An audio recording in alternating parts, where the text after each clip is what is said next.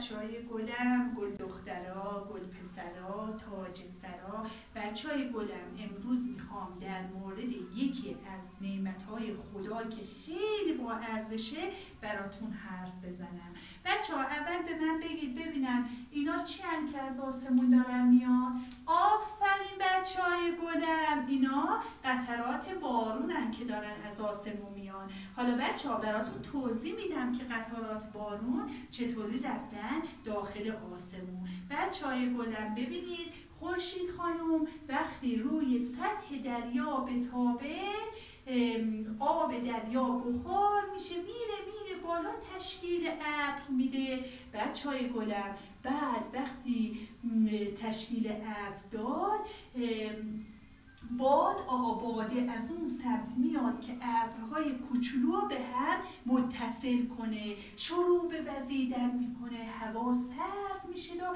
ابرهای کوچولو یواش میاره بچهای گلم به هم میرسونه. وقتی به هم رسون بچه ها چی میشه؟ آفرین علی کوچولو، یه صدایی بلند میشه که این صدای رعد و برقه. وقتی صدای رعد و برق بلند شد تو آسمون بچه ها، قطرات بارون شروع میکنن به اومدن پایین و دریا رو تشکیل میدن قطرات بارون.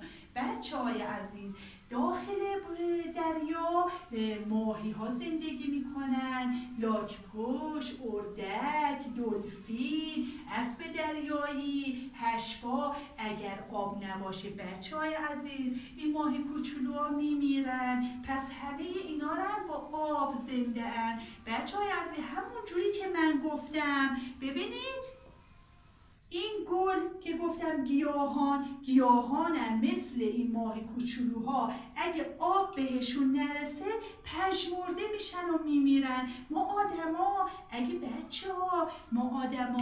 آب نخوریم تشنه میمونیم، آب نداشته باشیم نمیتونیم بریم حمام، تمیز و مرتب باشیم. آقا رضا، نادیا خانم، بعد کثیفیم، یا اگه آب نباشه مامان نمیتونه برای ما غذا درست کنه.